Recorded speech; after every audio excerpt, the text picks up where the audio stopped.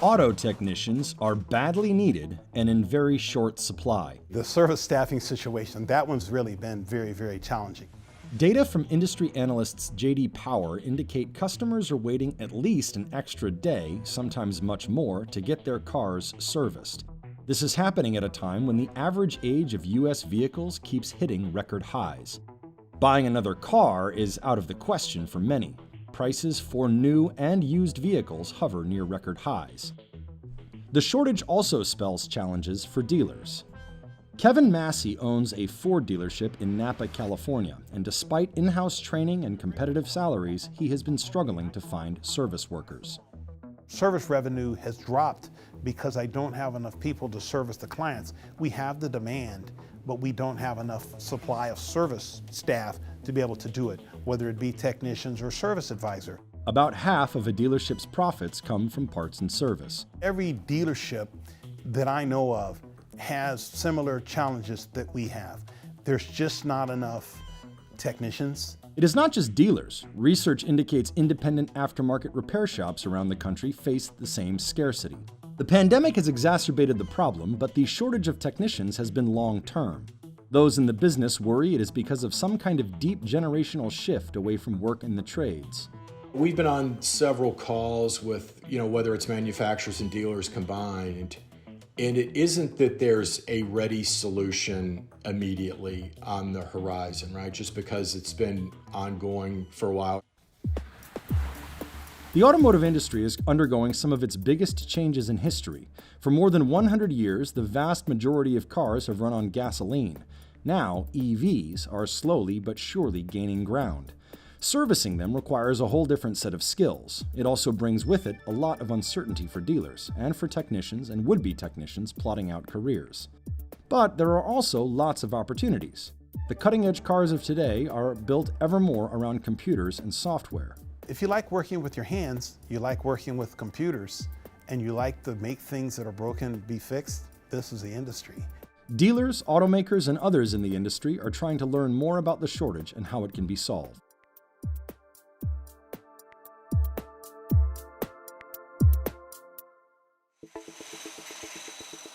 There has been a serious shortage of workers in an array of service positions during the pandemic.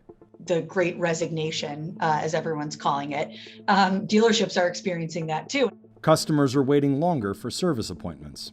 It typically takes customers around 3.5 days to get a service appointment, but this year in our annual customer service index study, we were seeing that increased by about a day, so it's now close to 5 days to get a service appointment.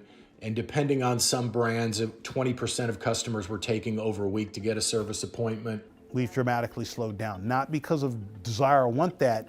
We want it to be quick. We just can't do it. We sometimes have the shortage of the staff. We sometimes have the shortage of the part. And like every store, we're trying like mad to get it done quickly. We want you to have a good experience. On top of the worker shortage, the supply chain turmoil continues. There's fewer loaner vehicles in stock, part shortages on top of that, but certainly personnel has been one of the factors in that longer time to get a service appointment. Worker turnover is also pretty high.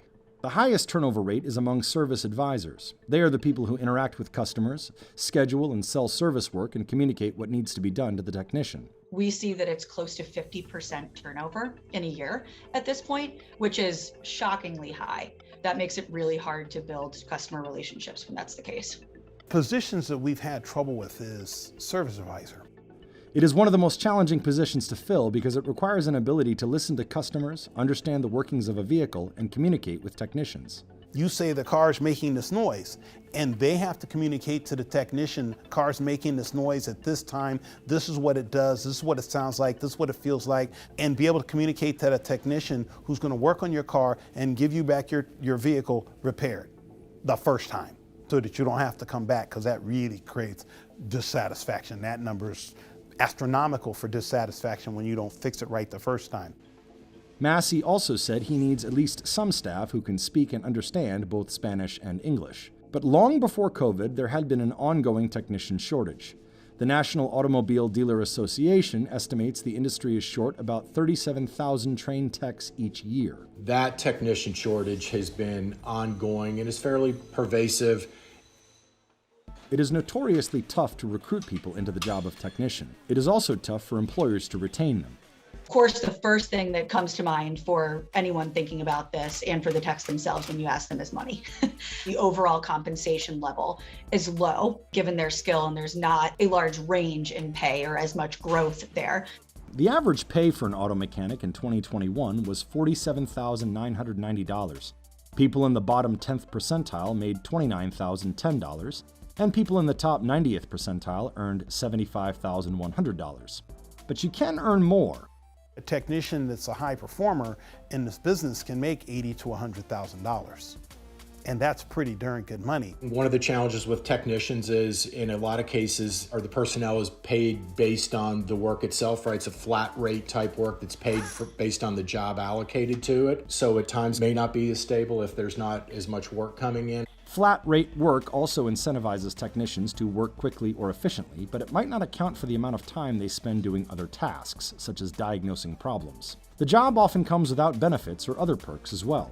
And we often find that techs, when we survey them, have very little common benefits that are offered.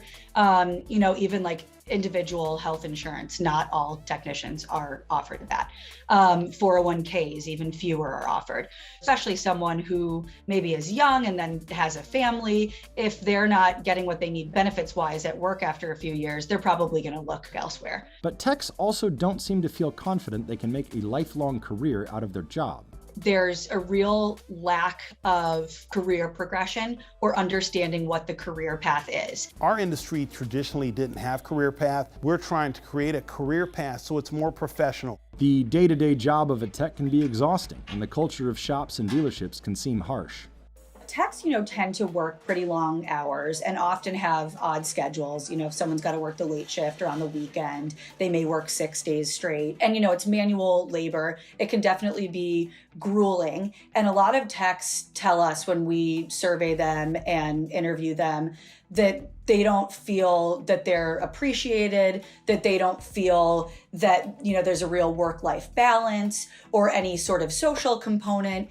The auto technician trade may be suffering some of these same reputational challenges seen with other trades. At the end of the day, when we're looking at the younger set of people, they're not going into the trades or what we would call a trade. The big piece of this is that the career of a technician, we've found, has become less and less desirable over the years. It used to be that many people would grow up, working on cars with their dads, had interest in it. It was a respected career field. Kids would be, potentially geared towards that field in high school and maybe even earlier. And now more and more we see that there's not that same trend, and that most high schools really push, everyone should go to a 4-year university. And there's a much smaller pipeline of people coming into the technician field. The schools also that provide that service and education, they've really reduced. So someone that says, hey, look, I want to have auto shop class, a lot of the schools don't have it anymore. The technician pay is very good, but there's no place for them to get trained. So what are the solutions? How do dealers or shops struggling to find or retain talent turn things around? You want to recruit younger folks today. A lot of them are going to want a more stable and known pay structure. One idea to handle the pay problem is to provide some kind of minimum guaranteed pay. For new technicians who may not get many jobs at first, or may be spending a lot of their time on the diagnostic work or on their training, knowing that they're gonna make at least X is something that can be very important for them in those first few years. If they aren't able to make what they need to make to, pay back their education costs and pay for their tooling that they need to become a technician, it's really hard for them to keep going in the career. Massey has instituted pay and retention bonuses for technicians. That helps to a point. There's always someone that can pay more than we can pay, but can they provide you the environment? We can, and that's where we want to win. And so I work very hard to make sure our work environment is better than anybody else's. We provide benefits. You have 401k, we have medical. So yes, we have all of those things. We want you to be healthy, we want you to have fun, and we want you to be able to make a good living. He also recruits. We as Ford dealers go out and go to the schools and try to attract those youngsters and say, hey, come to work for us. We provide a great environment. For some roles, he casts a wide net. We also, as a store, look at it a little different. I look for people in other trades or other industries. You could be a waiter, you could be anything. If I know that you have work ethic and will come to work, then I want to talk to you. He takes seriously the need to provide a career path. We're trying to create a career path so it's more professional. You can map out your career path. You can map out what your pay plan is going to be moving forward. He has an in-house training program. We have what's called Quick Lane to get you, which is basically maintenance and light repair, to get you started there and get you trained, and we'll get you trained up to move from Quick Lane into used cars, from used cars into your specialty within Ford or Lincoln. Large dealership groups or service chains may have the size and scale to develop their own recruitment and training resources. Independent shop owners like Massey may not have the resources to take on recruiting or retention challenges as much as they would like.